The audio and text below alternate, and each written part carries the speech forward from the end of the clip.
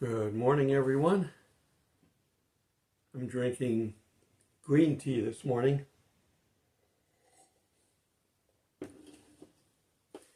Got to vary it up, plus I think it's good for you. Well, we're going to start studying a little bit about the book of Ezekiel, and we're going to do bits and pieces of it in some of these videos. Ezekiel covers some of the things coming up. He's a prophet.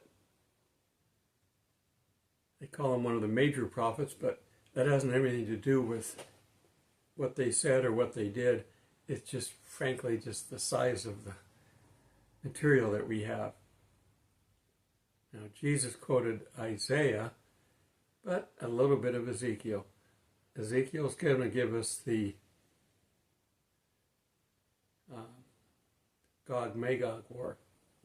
And he talks about the destruction of Israel, the destruction of the temple, and then the rebirth, the dry bones, if you remember the story.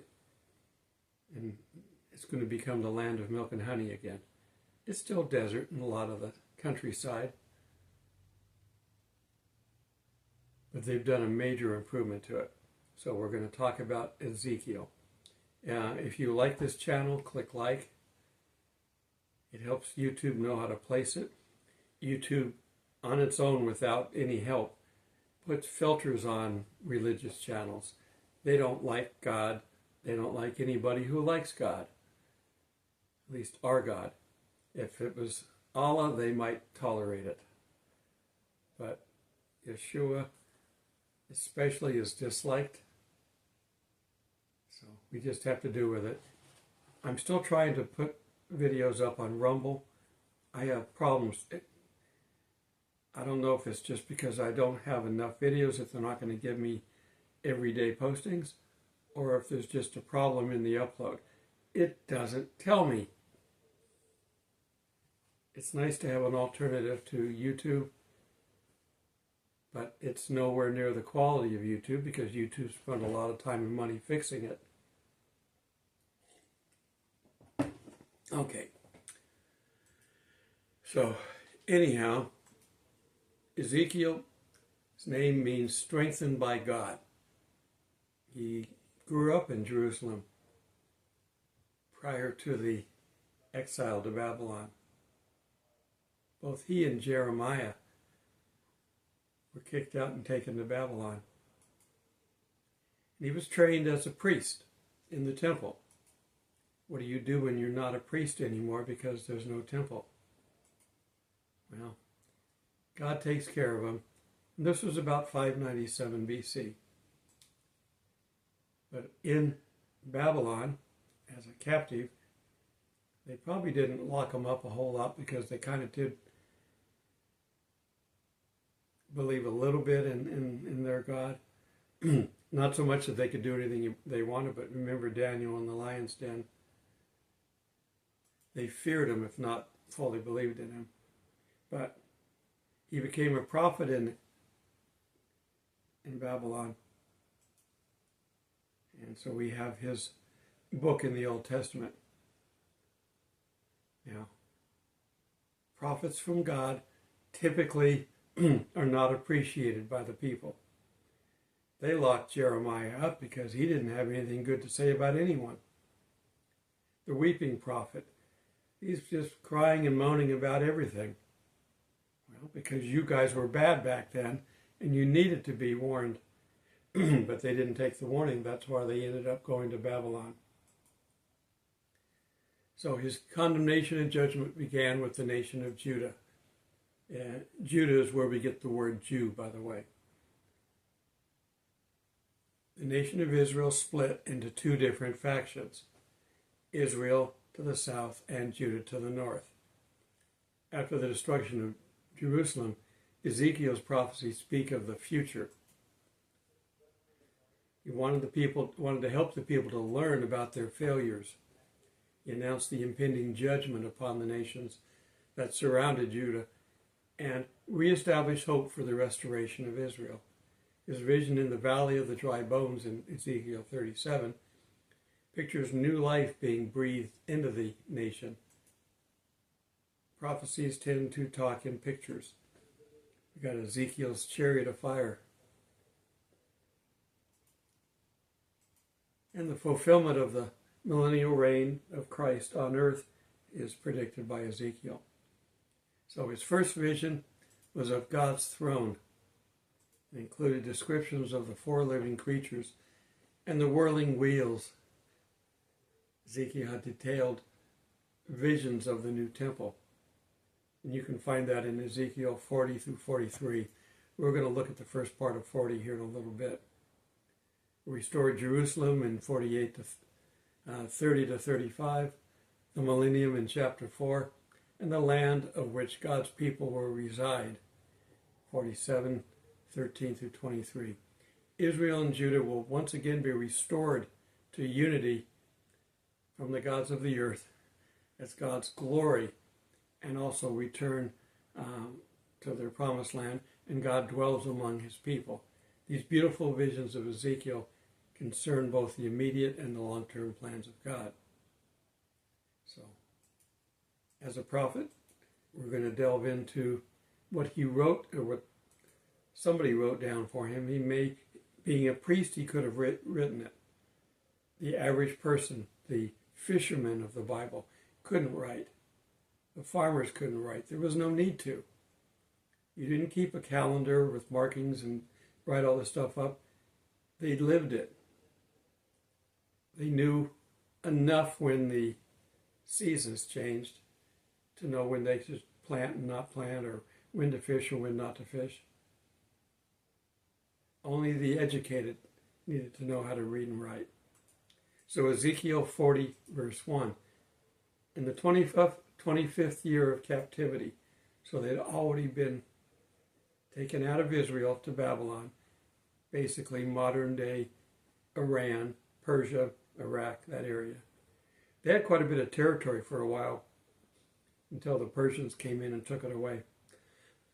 But that's when the Jews got to go back to Israel, when the Persians conquered them. So, in the beginning of the year, in the 10th month, in the 14th year after the city was stricken, the same day the hand of Jehovah was on me and brought me there. In the visions of God, I'm reading Ezekiel. The visions of God, he brought me into the land of Israel and made me rest on a very high mountain. And it went up as the structure of the city on the south. And he brought me there, and behold, a man whose appearance was like the appearance of bronze, and a line of flax in his hand, and a measuring reed. And he stood at the gate, and the man said to me, Son, behold with your eyes, and hear with your ears, and set your heart on all that I show you. For you are brought here so that I might show them to you. Declare all that you see to the house of Israel. So his job is defined. So we're going to start getting a picture of the new temple. We know all we know is the Temple Mount. That's all we've seen. The threshing floor, which was bought to build the temple on, was on the top of a mountain. It's round. You can't put a flat structure on something round. So they built a platform around it. The Temple Mount, what we see today, is where the temple stood. And they had some office buildings around it. And there's the inner and the outer court. All that stuff was built on the Temple Mount. The Jews who worship at the Western Wall, or the Wailing Wall, they stick their prayers in the cracks of the gigantic blocks that are up there.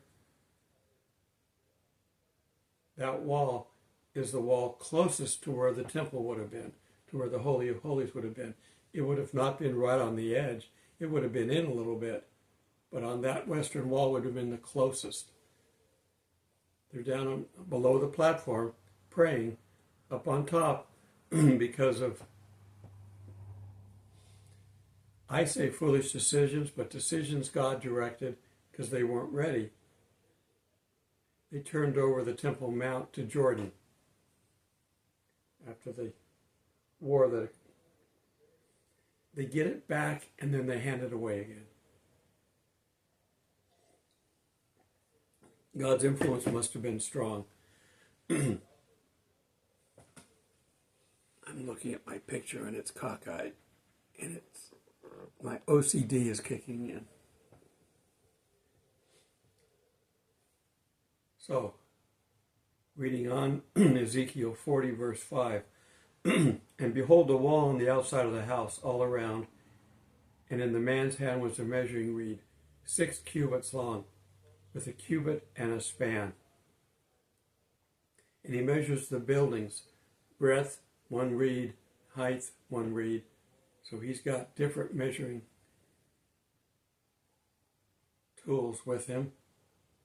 And he came to the gate which faced eastward. So if the gate is facing eastward, that would be the western wall. They're facing eastward. Came to the gate that faced eastward and went up its steps and measured the thresholds of the gate, 1 reed wide, even 1 threshold, 1 reed wide. The steps going right into the gate. You're not going to go up a narrow set of steps and expand, and you're not going to go up a wide set of steps and then have to narrow down. Anybody driving on the freeway knows, just keep the lane straight. And measure the threshold of the gate 1 reed wide, and even 1 threshold 1 reed wide. Okay, continuing on in 7. And a room was 1 reed long and 1 reed wide. And between the rooms were 5 cubits. And the threshold of the gate by the porch of the gate, from the house, 1 reed. So you come into a little room and then it opens up eventually. He also measured the porch of the gate inside 1 reed. And he measured the porch of the gate 8 cubits. Remember, a cubit is basically this, roughly 18 inches. Also the porch of the gate from the house. And the gate rooms eastward were 3 from there and 3 from there, 1 measure to 3 of them, and 1 measure to the pillars. And he measured the breadth of the gate, opening the 10 cubits. The length of the gate was 13 cubits. So, he's completely describing something that he sees in a vision. And it matches what they got. And the border in front of the rooms was 1 cubit from here, and the space from 1 cubit to there. And the room was 6 cubits from here, and 6 cubits from there. We got architectural drawings here being laid out. Probably too much for the average reader to just go through all this. You almost have to sit down and try to draw it out, and it has been done, and we may look at that at some point when we look at the temple. But just look at pictures of the temple and the Temple Mount, what it looked like during the time of Jesus, and you're going to see it. Basically, the only real difference from what this was originally described is that Herod beautified it a lot and widened the Temple Mount. A couple of times it was added onto to accommodate the number of people that were going up there. Remember, to get there you had to go through a bath area, Pool of Siloam, so you can't go up on the Temple Mount unless you're clean. So they had lots of people. He also made the pillars 6 cubits, even to the court pillar from the gate all around, and the face. And we're just going to continue to read, if you want to read all the way down. And also for the porches and windows were all around, and to each pillar were palm trees. So they decorated it. It wasn't just a stone building. And we're going to kind of stop there. The bottom line was, God orders things. Everything with God is in order. And he tells through the prophet Ezekiel exactly what it's going to look like. So when they build it, they know exactly what to do. You know, Herod came in. He didn't rebuild it. He fixed up a lot of things that were worn out, replaced it with modern marble and rock and stuff. And he put a lot of gold on it. Inside is a lot of gold, but it's that gold. You think about things. They put all this gold inside and out, and it's the gold that caused the temple to be torn down. Because when it caught fire, we're not sure who did it, nobody's claiming it, but it caught fire in 70 AD, and everything inside was gutted. The Ark of the Covenant wasn't there, so we didn't lose it. They may have taken all the tables and stuff out already, including the menorah, because there's pictures of that in Rome, chiseled into the ark there. The arch, I should say, not arch. It burned everything inside, and the gold melted into the rocks. They tore it down to get to the gold. That's how valuable gold was to them back then. They tore the whole building down. Now, they didn't care. They didn't respect the temple. And God proved when Jesus died and tore the curtain, it was no longer needed. But they didn't get that. We know it's not needed, and we know it's not needed in the future. But I say, and apparently God started this thought, God's always thinking, it won't help them, but if it helps to unite them back together again, let's do it. Let them do it. God sometimes lets you do things that maybe won't hurt you, but maybe not help you. It's because you want it bad enough, and you pray to him and you want it, he lets you have it. It's like a kid wanting a new toy.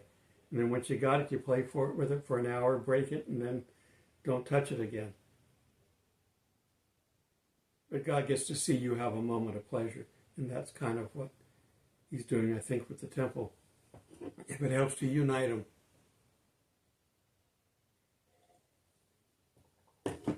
And it also gives a place for the Antichrist to defile.